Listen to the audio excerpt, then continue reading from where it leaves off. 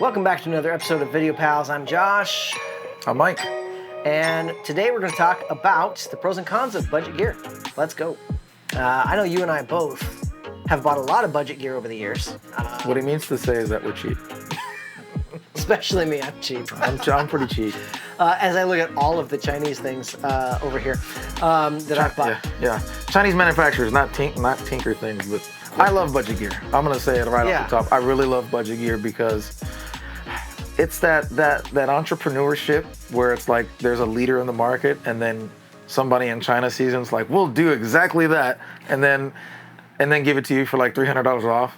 I am a big bargain, and I talk about this in one of my other vlogs, but I'm all about the bargain hunting, and it's my wife's fault. You know, I used to be like the kind of guy who would go to Macy's and just buy his clothes at Macy's, and I didn't care. Yeah. That looks good, I want to wear it, right? And then she came into my life, and she was all about the bargain. It was all about the hunt for the bargain. You know, I don't want to do that. I want to find the deal. And she just, it got all over me. I became this bargain hunter. We talked about this. It's Christina's fault? It's Christina's fault. and now, because I'm into boots now, and so now I find these great boots. She's like, stop buying boots. I'm like, it's your fault. You made me this way. So Mike is a victim. That's right. I'm a victim of my wife's thinking. And I'll just point out, a couple years ago, I made Mike. Okay, when I met Mike, he was not buying a lot of gear. No. Like he obviously had some gear, but he wasn't buying like tons and tons of gear, and I wasn't either. But I have in the past had gear acquisition syndrome, and I was like, I don't want to do that to myself. And we were going to switch to Sony. We were on Blackmagic. We were going to switch to Sony, and I was like, you know what, Mike? You have a Sony camera. I'm going to make you Gear Master, and can you research for me like what we should get and all that? So I made Mike Gear Master, and I told him he had to research and tell me what Sony stuff I needed to buy. And boy, howdy, did I create a monster. I was off the gear buying train because just like him, I was buying gear and I was researching. I made this big plunge because I was freelancing. I was in business for myself before I went with Josh, and so I made the plunge. I bought a bunch of stuff, and then I was like, okay, I got to stop now. So I cut myself off from all the YouTube reviews and everything. I just cut myself off. So he's like, okay, you're Gear Master. We're going to make this plunge. You know about Sony. You do the research, and you give the suggestions. Oh, okay, sure. And I go down the rabbit trail, and I get the gas all over again. And I just have to say, my favorite story in that is we were researching at the time. The A7C was out. The A7S3 was out. And I guess the FX3 had just recently dropped. And Mike goes, "Oh, we don't need the A7S3. It's more than we need. It's too like, expensive. It's like $3,500, but we can get the what was it? We got the A7C. The A7C for like $1,800. It's like half the price, and it does everything we need. So there's no reason for an A7S3. And I was like, okay, great. And so bought the A7C. So we got a couple A7Cs, and like 2 weeks later, Mike's like, I bought an A7S3. And I'm like, what's wrong? You told me we didn't need it. Yeah, I know. Well, and then it all just went downhill from there, because then, of course, like a month or 2 months later, after we talked, it was a couple of months. I had used your A7S3, and it's got the low light and all this. Oh, this is cool. Yeah. And then Mike one day sends me a link and is like, hey, the FX3's in stock, because it had been out. Yeah, it was out of stock. This was during all the chip shortages and everything. And Mike's like, hey, the FX3's in stock. And I went, okay, and I just bought it. Bye. I'll think about it later. What have I done? Yeah. I literally went, I'll buy it because I'm not sure. And I just bought it, and I was like, while it's shipping, I'm like, do I want this camera? Like, I'll just send it back. It's Amazon. I can just send it back. And still have it to this day. And I tried it out, and I was like, oh. Yeah, you can't go back. And I couldn't go back. And then his camera just went, here's from mine. You already know the FX3 got all the updates, and the A7S3. Oh my gosh. Anyway. Budget gear, though. Budget gear. So the reason why. And then Mike maybe buy an FX6 on top of that. So That shot the budget gear in the foot. Yeah, we still get the budget gear. So Yes, we do. I made a video the other day on my vlog talking about budget gear and can it work on a professional set? Yeah. As far as like, this is what we do. This is our 9 to 5. This is our bread and butter. And will the budget gear work for us to get the same result? And the answer is absolutely yes. Absolutely. And we're talking about now. Let me give the caveat.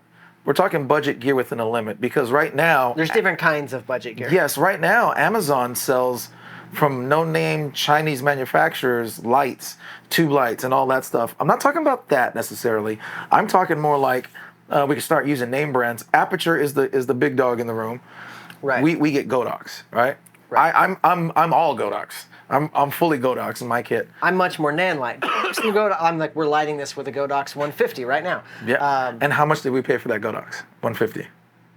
I forgot. It was super cheap. It was like $100. Yeah, used. Used. Because that's the other thing about budget gear is you can get used too. Because brand new budget gear is cheap. Used budget gear is even cheaper. Way cheaper, because it doesn't hold its value like an Aperture would. Right. Which is something to keep in mind as we start talking about pros and cons of budget gear. One con of budget gear is it does not hold its value. It does not hold its because the name brand is what holds the value. Yep. I bought, when I was outfitting the studio I used to have in 2017. My buddy Robert and I were outfitting the studio, designing and everything. We went down to LA to buy lights and things, and Aperture was still a new company. They had just released the 300Ds. They were brand new. You could like not find them in stock anywhere. We went down to LA and we found one. And we were like, cool, we can light our sick wall that we're building with these 300Ds. And then Robert's over there smooching the guy at the counter. We were at Hot Rod Camera. And the guy's like, well, actually, we have one more back here. And this guy ordered it, but he hasn't come to pick it up. So we're probably going to sell it. And Robert's like, Josh, they got one more. Oh, if we had two. And so I dropped like $2,500 on two 300Ds. Yeah. Mark 1. Yeah, the Mark 1. Anyway, and so those have been fantastic lights. They're still on my shelf. Still have them. They still work great. Do we use them on set? Very little, because now we have bigger lights. Now we've got the Nanlite 720. We've got your Godox 600. We've got other 300-watt lights. We've got more other lights, and because those are early generation, whatever. I'm totally just going off a rabbit trail here.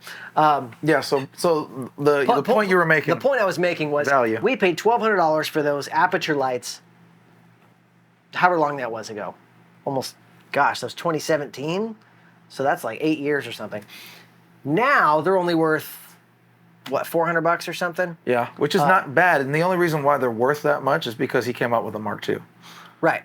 If he would have never came out with a Mark II, case in point, you try to get a 600D, an Aperture 600D, you're used $900. And around Black Friday time, you can get it for about $1,100. So it's like, that's holding its value pretty dang good. Yeah, so an Aperture is going to hold its value much more than a Godox will. Yes. But you also paid less in the first place for the Godox. So, pros and cons. Not right now, though. Right now, my literal 600D watt light is like $1,400. I was really blown away. Yeah, I was like, why? Okay. But the used market, I bought it used, $650. Right. So if you need to save cash, then those things. Now, I will say there is also too cheap. And so we're not talking about too cheap. I will not name the manufacturer, but I had a friend at NAB. He bought a light panel from a company from China, and it looked great on the show floor. And he got it back and realized the thing is so loud. The fan in it is so loud you cannot use it on set because it's just too cheap. And it was super cheap, and he was like, great, well, I'm just going to get this. And it's unusable. Yeah. So things like that, there is too cheap. When we say budget gear, we're talking like reasonable budget gear, like Godox. We're not talking some brand you've never heard of, and the light dies in 3 days. Like, not that kind of budget. Yeah. Not that. We're not that far. So there's a limit when we say budget gear. So the and cons. the pros is that you're going to save money. Like I said, I bought mine used for $650, which is ridiculous for a 600-watt light. Right. But now the cons in that resale value might not be so great. Although I bought it for $650, so resale can't be that bad. But I didn't buy it new. Right, because you bought it used. But the other part is that we don't live in a market like Los Angeles or San Francisco or any big metropolitan area that has a large video market. Right. If we did, that would have been a bad investment to get Yes. a Godox, because they're not really renting like an Aperture would, and we are a semi-decent production house. We have a grip package, we have lighting packages, camera packages, and as I was saying off screen to Josh, if we lived in LA, that would have been a bad investment for all the lighting that we have. We should have went all Aperture, but we don't live in that market. We don't have rentals. So you got to factor in your market, because not only is it renting just the gear, which again in our market there's not a lot of gear rental happening. Most people just buy their own gear. And if someone really needs to rent gear, they're just getting a whole lot more, and then they're going to LA or Fresno or something. Yeah. But occasionally we'll have agencies that come through and want to, hire us for both crew and gear. But rarely are we just renting gear out. Yeah. It happens. And we're on ShareGrid and all that. We do rent gear out, but it's not a major source of income. Yeah. So because rentals are not huge for us, having the name brand isn't as big of a deal. And secondly, because we're primarily our own production company working direct with clients, clients don't know and care. That's and right. So the client's like, hey, that light's bright. They don't know if it's an Aperture or a Godox, and they wouldn't know the difference between the two if it hit them in the eye, because that's not their job, right? Yeah. Their job is their business. And they just go, hey, we trust you that you have gear and it's going to work and it's going to look good. So if you're buying gear that's so cheap you're not sure if it's going to work, that's a bad idea. But if the gear is okay, we know that a Godox is going to work, right? Is it as nice as an Aperture? No. Is it whatever? Is it machined as well? Is it going to last as long? Is it as durable? No. Like there are corners that are I want to make an argument for it. I think it is. But again, well, it depends. It's about the name in the marketplace. One of the other things that we haven't talked about either is working with agencies, and they'll request Aperture lighting. We don't get a lot of that work simply because, again, just because of the market that we're in. So it's speaking of our 150 right there, it's completely made out of aluminum. So the thing is strong, because they want to compete, and this is why again we started talking about not just going with the cheapest no name, like the NAB one, because we don't know what it's made out of, and versus Godox, Nanlite, they're trying to compete with Aperture, and matter of fact, Nanlite, that was pretty much their in-house mission statement. We're trying to take market share from Aperture, which is why they're not as lower on the totem pole as say Godox. Godox is just trying to keep up there. But look, they made this extremely popular. These tubes right here. Yeah, these are Nanlite tubes. And they are kind of known for that now. And it was Astera, Titan tubes. There was Aperture's got their own. Well, before that, I mean, before Astera, there was the Quasar Science. Yeah. Quasar, and then these guys came out with theirs. They changed everything. Then Aperture came out with theirs. But all that being said, if we lived in a bigger market, Aperture, there's no question about it. Right. We can make income off of that. We talked in another video about budgeting and budgeting your prices. Yeah. Well, if you bought, and there's the saying, buy nice or buy twice. Yeah. If we would have bought Aperture in those markets, it would start paying off itself with getting rentals and all that good stuff. But since we don't do that, it's also worked into our prices. That's the way we pay them off. Right. And it's easier to pay off a lower priced item than a higher priced item if all you're doing is direct to client work. Go, I'm sorry. Yeah. And that's what we do mostly, is direct to client work. Cramp. And so, getting the Godox or the Nanlite. All right. And you have to remember, even Aperture in the film industry is a budget brand. Yeah. That's a good point. Very good point. Because if it's not Aperture, you're talking the Airy Sky panel versus the Aperture Nova. Aperture Nova is the budget brand to the Airy Sky panel in the film industry. Now, for guys who are coming from like wedding videography, an aperture nova is like, whoa, that's like top of the market. That's top of the market, but it's like, no, Airy Sky Panels over here. Like, and then there's other ones too. Yeah, There are competitors Orbiter. in there. Yeah. Yeah, I'm blanking on all the other ones because we don't use that gear. So is it only lighting? What else can we talk about budget gear? So there's budget gear all over the place. I don't have my Blazar hat on, but boy, howdy, do they make some amazing budget anamorphics.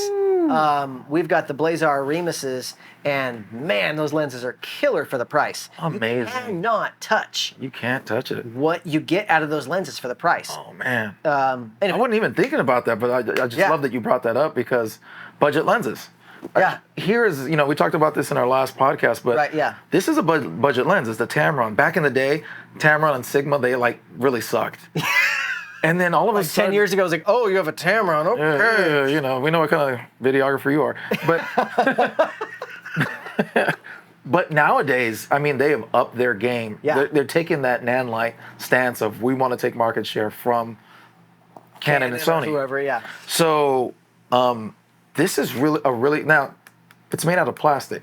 Okay, if you shoot Sony, you're probably familiar with this, but it's made out of plastic.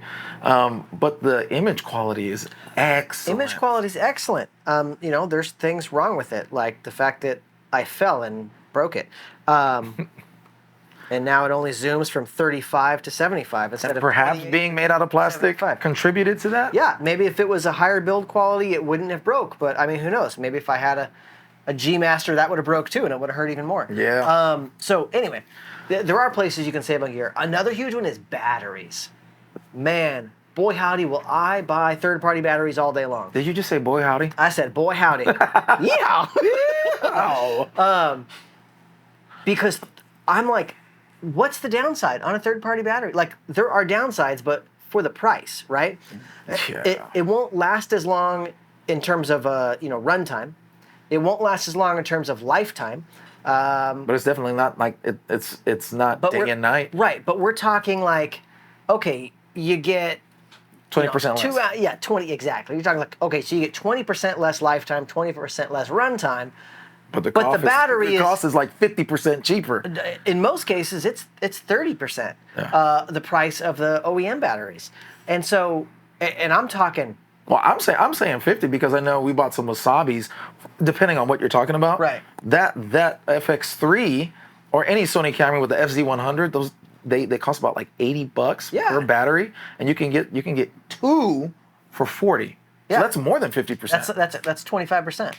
Oh, 25% of the cost. I thought you were saying 25% of the OEM. Yeah, no, right, 100%. That's ridiculous. So you're paying a quarter or a third the price for an OEM.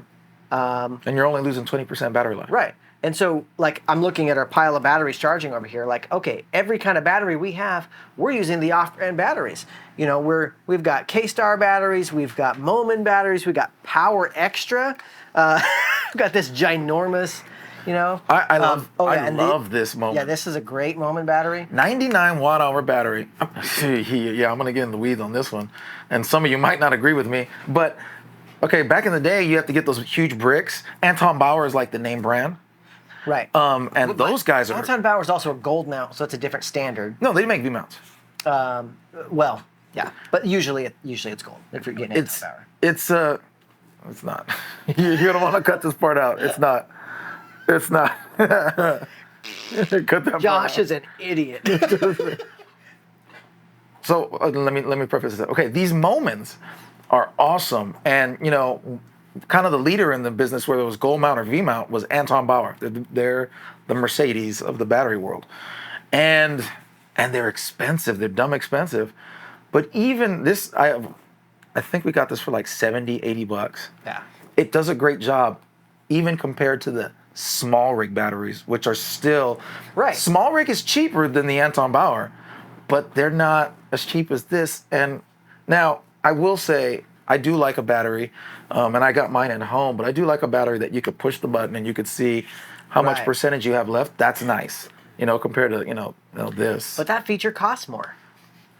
Yeah, well, no, there's third parties now that are right, but not I'm just that saying, much more. I'm just saying it's more. For them to put a display, it's going to cost a little bit more. But but not Anton we've got Bauer. newer batteries. We've got all kinds of third-party batteries, I do agree with you. I think that's more a pro than it is a con when it comes to batteries. It's way more of a pro than it is a con. And so I'm like, I just don't see why I should spend the extra money for these other batteries. I know there's build quality difference. I know there's all these little things, but I'm just like, I don't feel like any of them add up to being worth 4 times the price. Because I also know batteries are going to get tossed around, batteries are going to get used, and they're going to eventually die. Yeah. So I'm like, it's not like it lasts forever anyway. Hey, I got a great one for you. Yeah. Production carts. Production carts. So, like Rubbermaid? hey, okay, let's Right? get into it. Right? We have We've made the journey on production carts. and not only that, but I mean, if you've watched either of our channels, you know we've been going on and on about production carts. And we recently, as far as like NAB recent, which was 5 months ago, 4 months ago, something like that, at this point. But we picked up a production cart. We've been wanting one for the longest, and so we started off with a Husky. Yeah. And so we went that budget, and we were like, we love the fact that we could place our camera on something, place equipment on stuff. It's got wheels and it's got a top and a bottom, because before that we had a rock and roller cart, which is just for moving gear around. Like, it's not a camera cart. It's better than putting stuff on your back. Right. And so we had that. Then we went to the Husky cart, and I was like drilling holes into it and mounting things on it. Yeah. Like, we were trying to really make it modular. Yeah, make it. But it couldn't break down. That was a problem. We're still not in the production van yet, so we're moving around the CRV. That saga continues. So, we've, back at NAB a few months ago, we picked up a budget production cart, and what we, watch our reviews on it. We both have reviews on it. Watch it, but we talk about, and I'm just going to allude to it real quick. We went back and forth through a few booths. And of course, we even went to the big dogs in the innovative booth. Right. We didn't have a budget for an innovative cart. That was just the bottom line. Yeah. I mean, and that argument really applies to this conversation about carts. Buy nice or buy twice. So, and hopefully you'll go and watch. Josh's review is way more in depth. Watch that one. But it really goes over, is it worth it? And for us, our answer was it was worth it to buy the cheaper cart, because for us, ultimately, we needed the cart. We couldn't afford the other one, and we said, this one gives us it checks all the boxes that we need checked, including the box of we can afford this. And so we went with the Salins cart. And like Mike said, there's a whole video on that, so you can go jump into that. Yeah, go watch it. But that's the decision you're going to keep making throughout your entire business of doing this. For example, we needed to kit out, our G&E kit, and we needed C-stands and combo stands, and so we got Flashpoint. Yeah. Flashpoint is a budget C-stand. It's a budget, combo stand. All these things. It's Adorama's in-house brand. Yeah. Does it work? Absolutely. Is it as good as a Century stand? Is it as good as, Matthews? Matthews. No. Does it do the job? Yes. Is it as sturdy? No. Is it heavier? Yes. Well, I would say they are sturdy, but one of the things I'm not like they're sturdy. It's a C-stand. It's sturdy. It does the job. It does the job. So for me, I'm like, at $120 for a stand with an arm and the whole kit. Yeah, the great. whole kit. Okay, whole kit of a C-stand for $125 or whatever it was. And you buy it on sale, $100. Yeah. So it does the job and it's affordable. And now I can have 8 C-stands when I couldn't have afforded 8 C-stands at $300 a pop. Yeah. For Matthews. That's what I was going to say. Matthews about $300. So, pros and cons. Have we noticed build quality issues? Yes. Have we noticed that they can get bent and they can get messed up? Yes. Is the Matthews prone to that? Not as much. They also make the Matthews will be especially now that we have the cart and we're stacking them next to each other. Yeah, you get a Matthews, the knobs are all in one place, so they all fold, slam. It goes completely flat. Whereas the Flashpoint will be knob comes off the side. Wonky, yeah. And now you're like, oh wait. And then the other thing is sometimes you have a tendency to think, or I know I do, well, this budget was good because the Flashpoints are good and we still use them. And we're not going to be like, oh, let's switch these flashpoints out for some Matthews. Now we'll add Matthews, but we're definitely not going to replace them. They're great. Yeah. But, it's more like the difference between buying a Mercedes and buying a Honda. You buy the Mercedes, you're getting the luxury. And I think that's what the Matthews is. The Honda's still going to do the job. The flashpoint still does the job. And I'll say again, use case and market. Yeah. For our market, we're using these C-stands once a week at most, right? Yeah. If we were working on professional sets, like film sets, and we're using them every single day of the year, of course we're buying Matthews. Because these cheaper brands, one thing is they're going to be more prone to failure. Just in a general sense. Like, we haven't had any issues, but just we know that's an issue. And if you're using it 365 days a year, rigorous use. Rigorously on sets, and the other thing is brand perception, not just in the sense of people are like, oh, that's not a Matthews, and people just look at you funny, but it also affects your professionalism. I can't get my words out. So when you want to get hired again, people are like, that guy has cheap gear. Let's hire the other guy who has the Matthews. No, that's gear. a real thing. It really Especially is. in the bigger markets. Again, our markets, none of that happens really. Right, because we're not working with other production companies primarily. We're working with clients. Yeah. Clients don't know the difference. Now, if our C-stands were breaking and falling over, that'd be a whole different. That'd be a whole different problem. But that's not what's happening. I was bleeding from the head. His stand broke. Right. Again, not that kind of budget. And then the rental market. If we had rentals, we would want to have Matthews and recognized name brands. So you would come and take our whole package, And the other thing is just standardization. Standards. And that's, again, when you're working on other people's sets all the time, when everyone's got the Aperture, everyone's got the Matthews, you can grab anybody's C-stand and they're all work the same. When you start mixing all these different brands, they all do things a tiny bit different. And so it's like grabbing someone else's camera and being like, okay, where's your buttons? Like, I know how to use a camera, but where's the buttons? That's very important. And so when you go to grab the flash point, you're like, oh, the knob's over here. Yeah, it's weird. Like, all your muscle memory is screwed up, and muscle memory is time, and time is money. And when you're on these professional sets, all that matters. It's not just about someone thinking you're not as cool because your car's not as cool, your shoes aren't the right color. It's not about that. It's about actual functionality on set. So and durability. Yep. Time and money. So pros and cons of budget gear. There's places you can cut and there's places you can't. Yeah. If you're doing like we do, you can go budget. And it's and budget is relative. I'll just say that. That's what I was literally about to say, because Godox. We're going back to the Godox thing. When you buy new, it's cheaper, but just by like $50 to $100. Right. Buy it used, you save a lot more money. So it's relative. It's very relative. So yeah, take it with a grain of salt. If you're starting out and you're on your own and you're not in a big market, you can go budget and save yourself some money.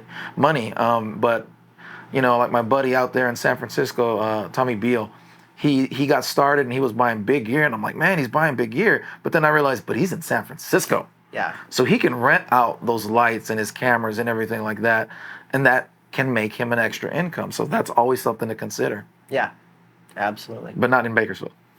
Yeah. So just depends where your market is. Most people don't live in a big market.